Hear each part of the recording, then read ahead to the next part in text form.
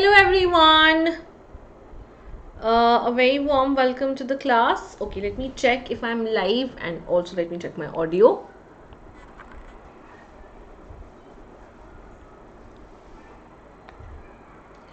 Hello everyone. A very warm welcome to the class. Okay. The audio is also absolutely fine, so we shall start with our discussion.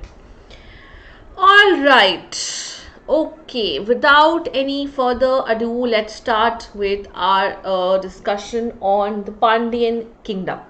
So yesterday I was telling you about the Pandyan kingdom. I told you about the sources that we have to study about them. Then I told you about their re-rise, how would the decline of the Chola kingdom, they were on a re-rise once again.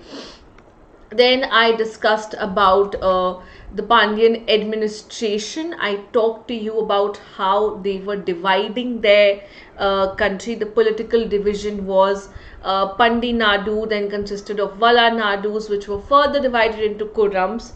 Then we talked about the various officials who were there, like the Prime Minister, the Royal Secretariat, and like that. Okay. Then we talked about the social and political organization, and I told you that how the society was organized more on the basis of economic factors, as in on the basis of occupation, rather than being organized on the basis of caste, right? And then finally we also talked about the religious beliefs, that how they were initially followers of Jain religion, but ultimately they converted towards Shaivism, but they did not have any discriminatory policy as such. And lastly, we have covered what is known as the economy and trade. We got to know that they had trade relations with Greek and with Roman empires and with the Byzantine Empire as well. All right, so all this we have already covered. And now we will be talking about the coinage during the Pandya kingdom. Okay, sorry, the coinage during the Pandya rule. Let me show you a picture. This is the kind of coin that you will see. Okay, so let's discuss about the coins that you are going to find here.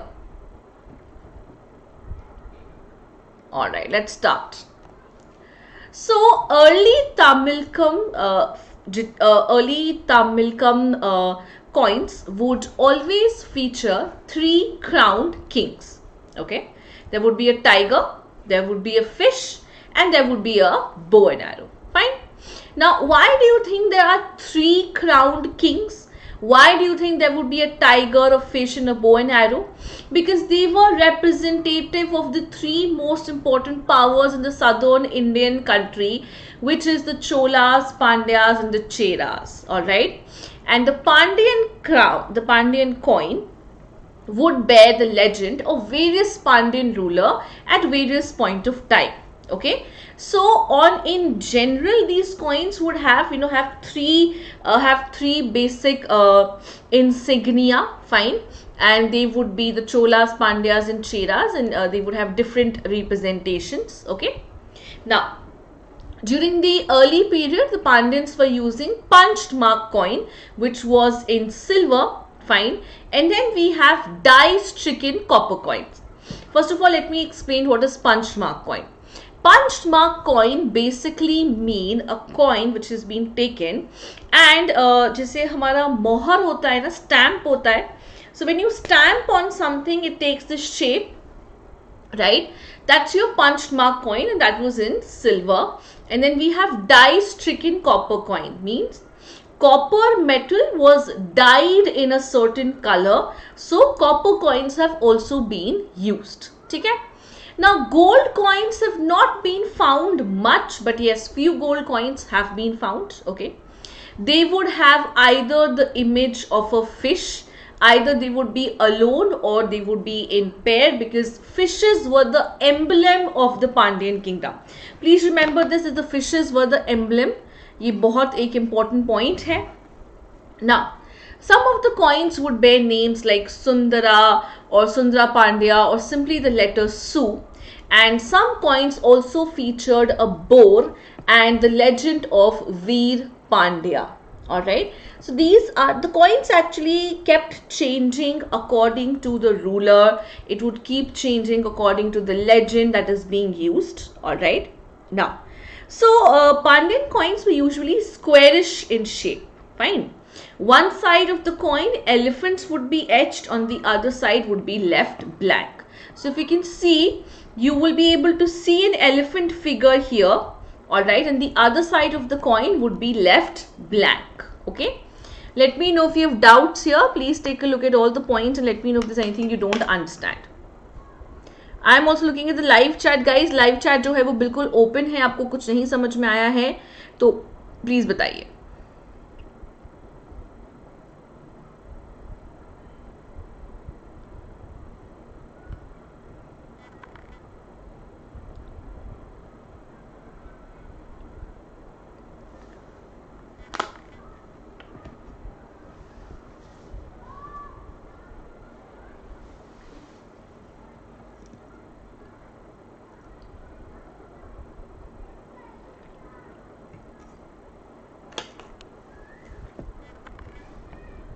Anything you don't understand, you can always put your doubt in the live chat.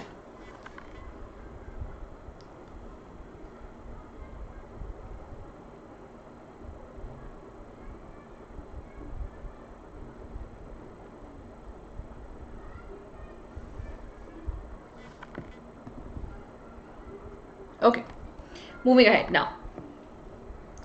So during the Pandyan rule, the inscription on silver and gold coins, they would be in which language? They would be either in Tamil Brahmi language, fine, in silver and gold coins, fine, and in Tamil Brahmi, which would be in Tamil and Brahmi, while copper coins would have Tamil legends. Okay, let me just write this down here for you. Silver and gold would have which language? It would have Tamil Brahmi. Fine. And copper coins would have what? Copper coins would only have Tamil legends. Okay? Now, the Pandyan coin, the fish symbol have been used, fine. Why the fish symbol has been used? Because that was their insignia, that was their symbol, okay. And they were known as Kondand Raman or Kanchi, fine. Kondand Raman and Kanchi Valangam Perumal, fine. So these were the names which have been used. You have to remember these names. Kondandan Ramanam and Kanchi Velungam Perumal, fine. Aside from these, other words like Elam Thalayangam were seen on the coins depicting the king standing on one side and the fish on the other. So it would always be with the fish because fish was their insignia, right? So either it would be with the fish or with the king, or alternating like this. There are certain words which have been used on the coins.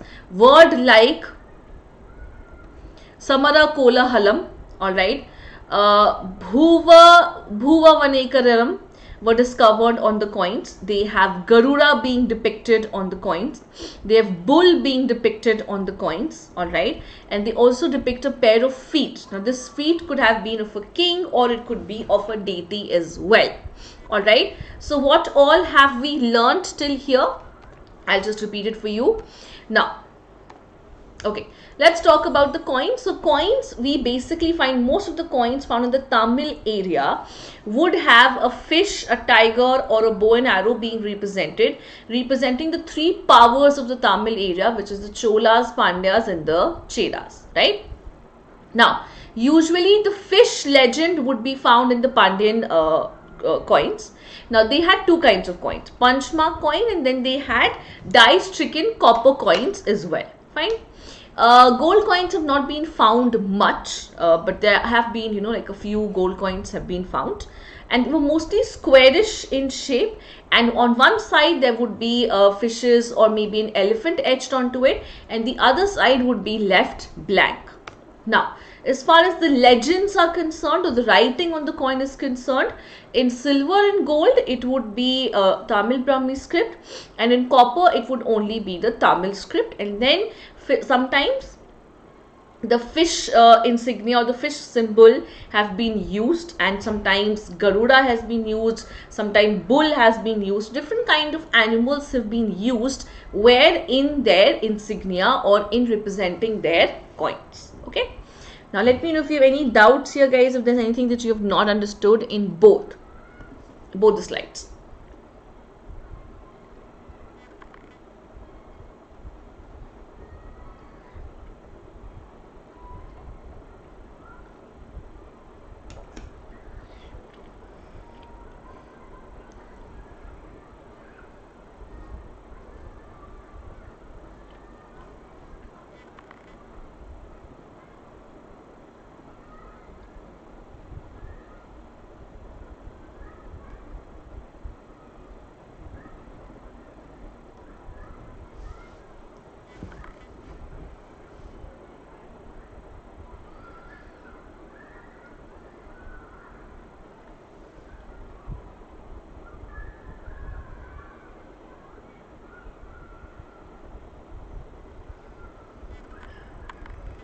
Any doubt, any difficulty, please let me know.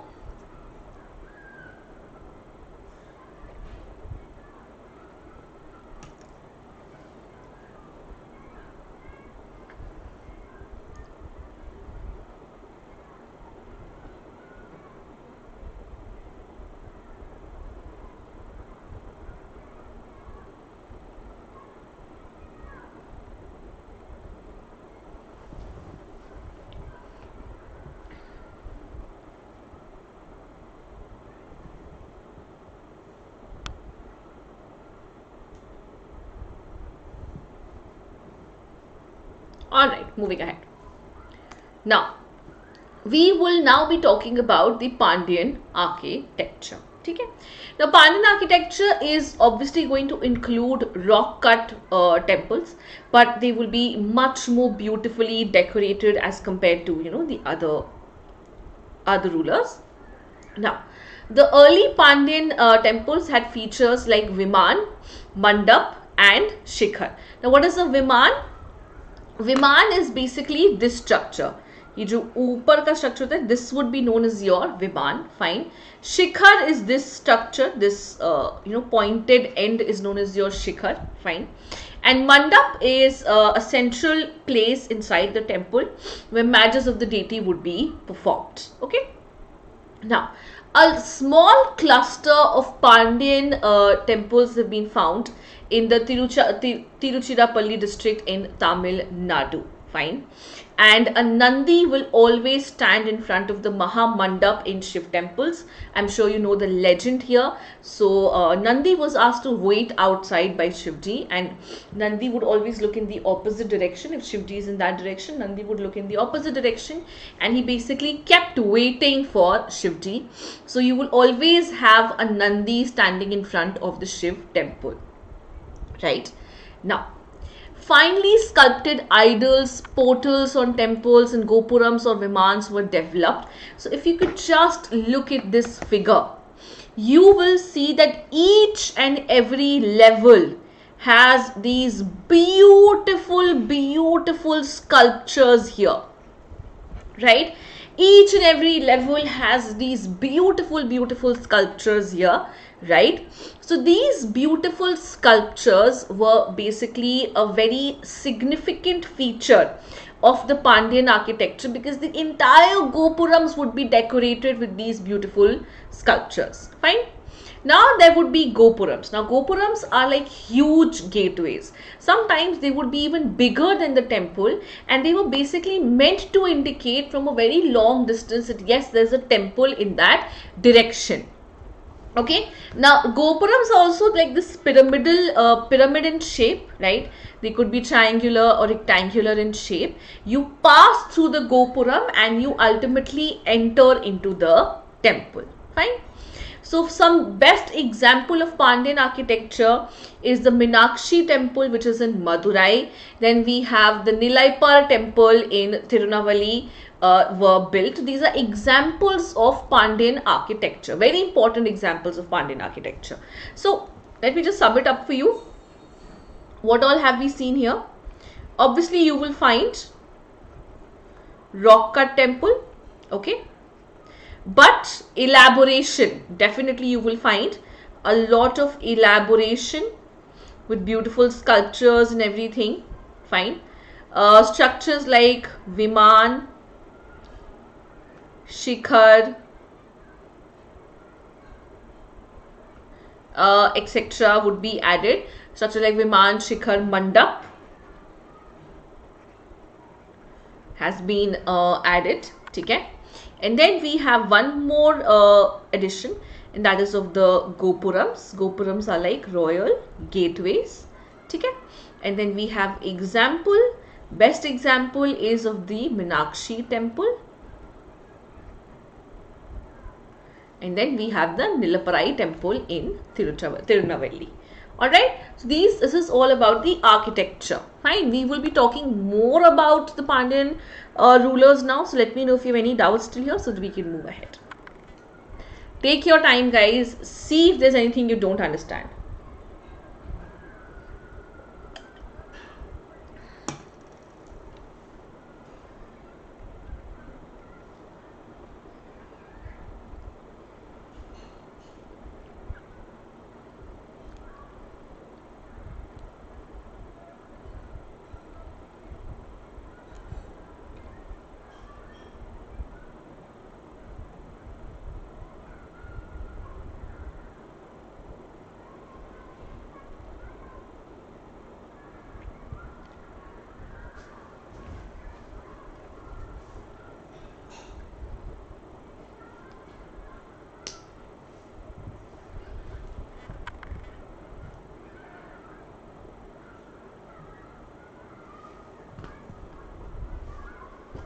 Please देख लीजिए, मुझे बताइए कोई doubt है आप लोगों को तो.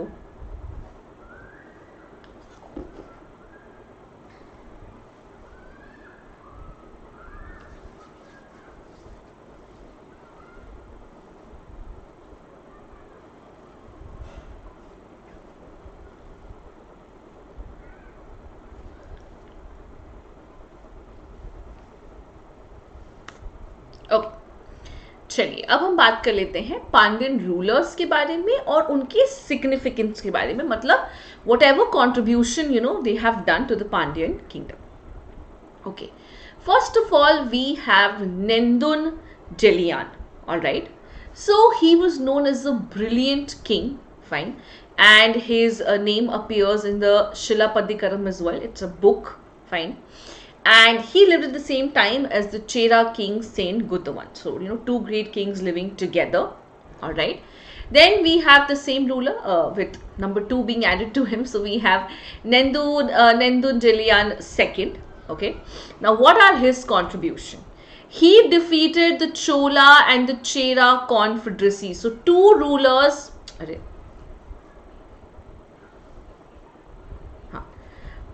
Let me change the pen color because ये visible नहीं है.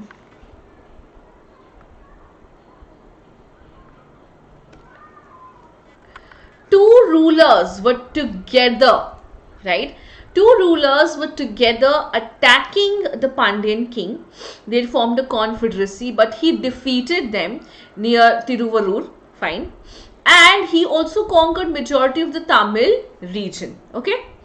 Now, Madura Lakaniki describes his action in great detail. So need not remember this, but do remember this part, that how he had defeated the confederacy of two very important empires. The Pandyan king must have been really strong, isn't it? Because defeating the Cholas and the Cheras together must have been a really difficult task. Okay.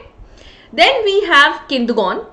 Now, Pandya Dhiraj, or the kings of the Pandyas, was his title. Okay, he is best known for bringing an end to the Kalbhra rule. Now, I'm sure I have told you time and again about the Kalbhra rule. What is the Kalbhra? Kalbhra was basically a rebellion which was being done by the peasants of South India, because They were against all the land grants or brahmadayas which were being given to the Brahmins. All right, so he is best known for bringing an end to it. Fine, and he ushered a new era into the Tamil speaking regions. Now I'm sure you understand the importance or the significance of the Kalbhra rule, because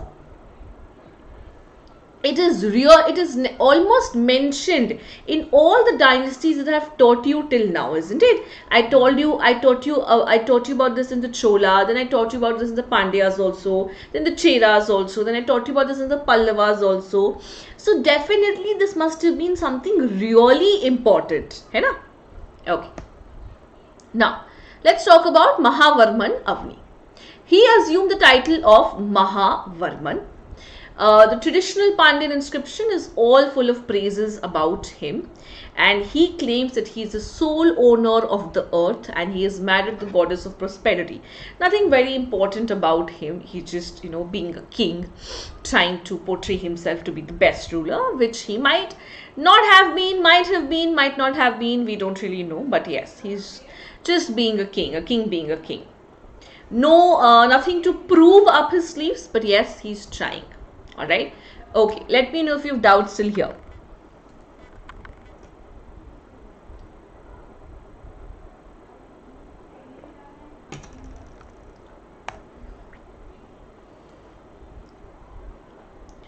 If there's anything you did not understand, you can let me know, guys.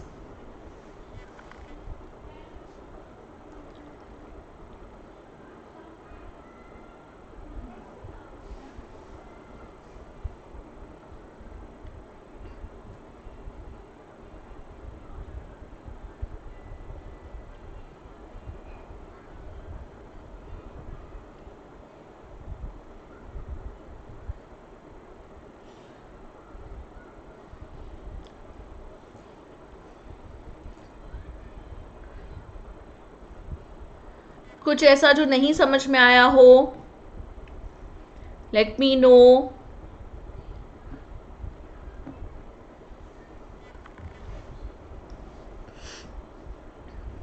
Okay, let's move on. Now let's talk about Jayant Varman. For Jayant Varman, Salian Sedan is another name for him. Now I know, guys, you would say that, ma'am, these are just facts that we have to remember. So that is why I'm giving you these facts, so that when you go through your notes, you know that these are the points that you should be remembering, right? We have Ari Kesari Mahavarman. All right. What is his other name? Other name is Ari Parankusa. Fine, and he carried out the Hiranyagarbha and the Tulbhra rites. Okay, so these are his major contribution. Then we have Ranadhiran. In the Mangalapuram, modern day Mangalore, he asserted Pandyan superiority over the Cholas in the Chera. So he basically expanded the empire up to where? Up to present day Mangalore, and it was then known as your Mangalapuram. All right, or Mangalapuram. So he basically extended his superiority over the Cholas and the Cheras. Okay. Then we have Mahavarman Rajsimha. He was Rana Dhira's son and heir. Then we have Srimara Srivarabha. He built numerous tanks. So again, this is an important contribution. उन्होंने क्या क्या किया? He had built some numerous tanks, canals and reservoirs. For example, Shri Vallabha Periri Big Lake is being built by him. So he did do a lot of contribution towards the people. He was really contributing towards their welfare. Fine. Then we have Varaguna Varman. He was a contemporary of Manik Vagasagar and a great Shaivite saint. And he also wrote this book called Trivu Sanganam. Okay, or Trivu Sangam, sorry. So he was a great Shaivite saint. So he was a worshipper of Shiva. Please remember this. And then he also wrote a book called Trivu Sanganam. Fine. All right. Let's move ahead. Let's just finish this. Let's finish with this, and then we can move on. So then lastly we have Mahavarman Rajsimha. Now he was the last ruler of the Pandya emperor. He fought against the Thanjavur Chola king. He plundered the Chera capital in Congo Nadu. Fine. And after successive defeats, he was defeated by all of these above powers. He then fled to Ceylon. He ran there, but he was denied asylum. He was not given any protection there. Then he went on to Kerala, where he spent the rest of his days keeping a very low profile, as he was a descendant in part from a Chera king. Okay, so what did Mahavarman Raj Simha do? He was the last emperor. He did try to, get back the Pallavas. He did try to get the Pandyas back onto their feet. Sorry, not the Pallavas, Pandyas. He did try to get them back on their feet by invading, by trying to defeat the Chola kings and the Chera kings, but obviously he was defeated. So he ran away from there. He ran to Ceylon, but he could not get any asylum or protection there. He tried to get asylum or protection in Kerala. So after that, he maintained a very low profile and lived out his days like that, because he did not want to gain a lot of attention, because he knew that he might not be able to tackle these very powerful people. Okay. All right, let me know, guys, if you have doubts still here.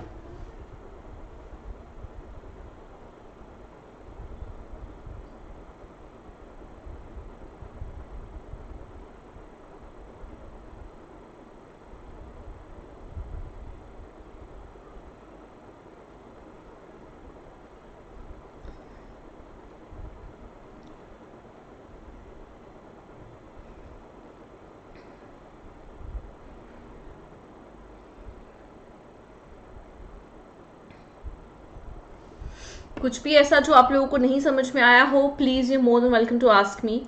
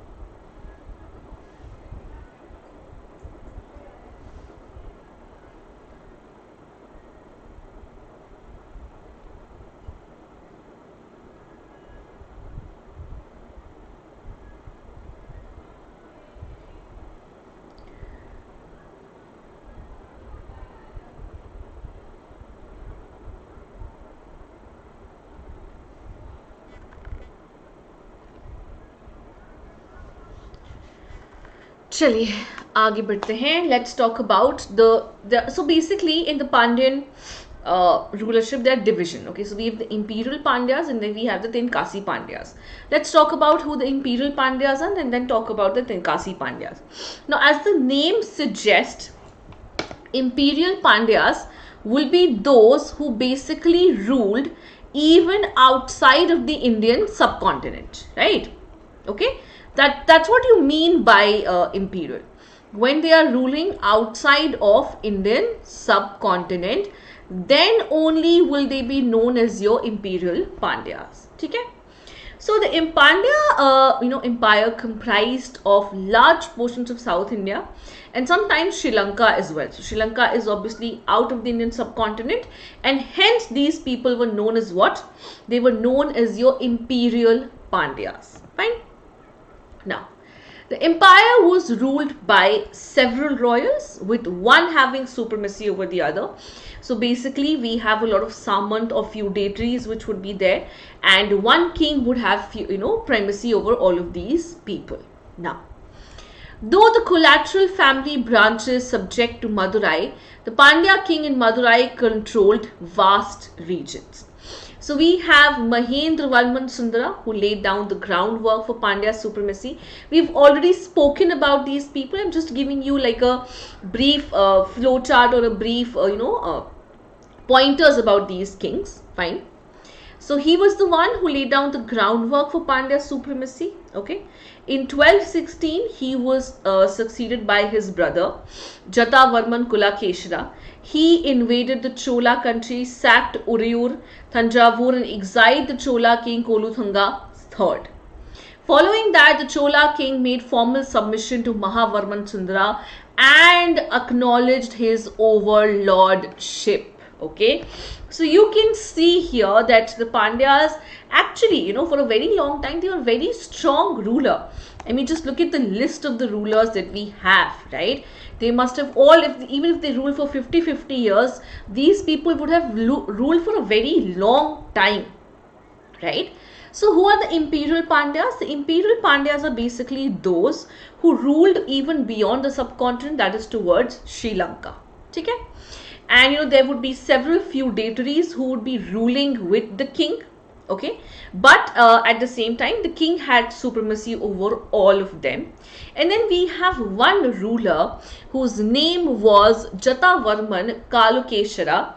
Now, what is he responsible for? He invaded the Chola country, fine, and he literally defeated the Chola king Sundara I, Mahavarman Sundara. He defeated the Chola king Koluthanga, and following that, another Chola king, Mahavarman Sundara I, basically acknowledged his overlordship. Can you imagine Chola rulers acknowledging, someone's overlordship? But yes, Jatavarman was able to do so, and he did make sure that they acknowledged his overlordship.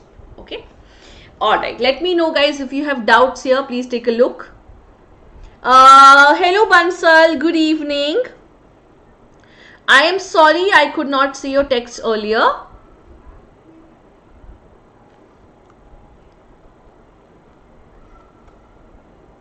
Please let me know if you have any doubt, Bansal.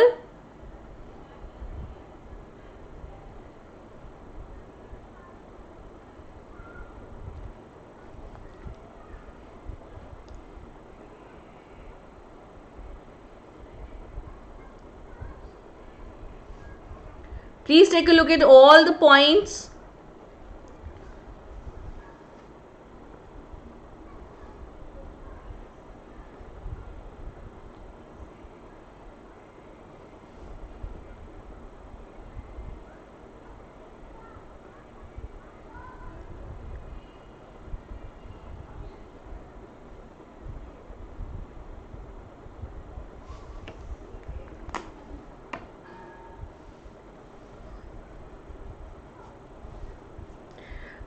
Bansal, do you have any doubt? Bansal, if you have any doubts, you can let me know. I hope you are understanding everything perfectly. Okay, let's move ahead. We have spoken about the imperial Pandyas. Now let's talk about the Tankasi Pandyas. Who are the Tankasi Pandyas? Tankasi Pandyas are basically those who ruled from Tankasi, right? Now, Tankasi is an area in Tamil Nadu. Okay. So, the Pandyan king from Sadavarman Parakram Pandya, after him, to his successors, so all those who ruled after him, they were basically ruling from this area called Tankasi. Okay.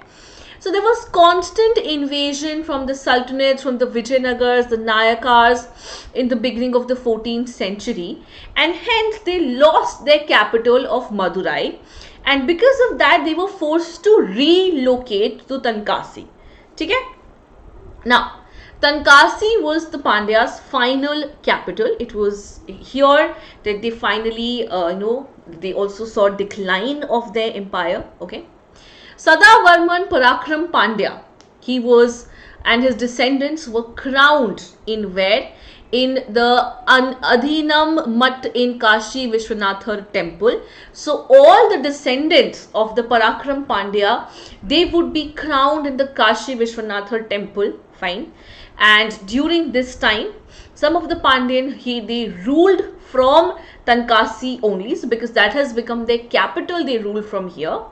The major cities included Kaithar, we have Vadakulivir, Ukiran Kotai, we have Kashi Vishwanathar temple, we have Bamhadesaram, Charnaram Madevi. So these are some important inscriptions, fine, and these are some important cities, and all of them have inscriptions in them, ठीक है, क्या है? They all have inscriptions in them, and all of them tell us about the Pandyan kings who have ruled over these cities, about their deeds, about their actions, about their conquest. We get to know a lot about, from these cities. ठीक है? The last Pandyan king known in the history of the Pandya was Kala Konda, and he was also a Tenkasi Pandya, which means he ruled from Tenkasi. Okay, so I'll just give you a brief about it. What have we learned here? So there was constant attack from the Sultanates, Vijayanagars and the Nayakars from the 14th century onwards. Because of this, the Pandyas lost their original capital of Madurai and they had to shift to Tenkasi. So Sadavarman Parakram Pandya and his successors basically settled down in Tenkasi, and that is where they ruled from. Fine. All the kings who were born after Sadavarman Parakram Pandya, they would be crowned in the Kashi Vishwanatha temple. Fine. And all these important cities which I have mentioned here, the names have been mentioned, they all have inscription about the Pandyas. Fine. And the last ruler of the Pandyan history, whose name was Kala Konda, he himself was a Tenkasi Pandya, which means he ruled from there. Which is located in the Tamil region. Okay, let me know if you have any doubts here. If there's anything that you might not have understood, please let me know, guys.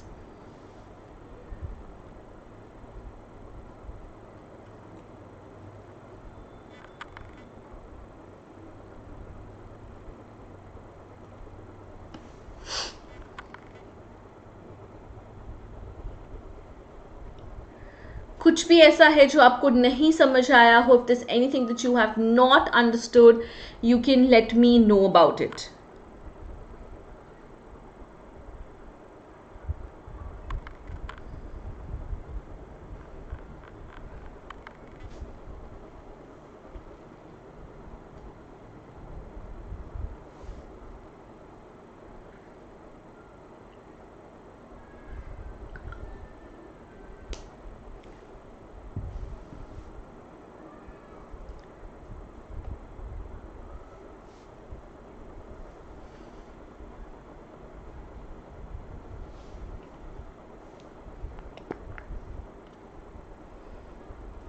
Alright guys, so with this we have come to an end of our discussion on the Pandyan kingdom.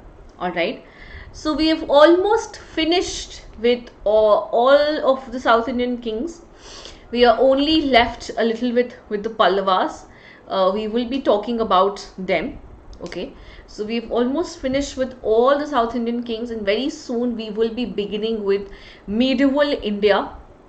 We will be talking about the successors, we'll be talking about Delhi Sultanate, the Mughals, the Rajputs, a lot of it we will be talking about. All right.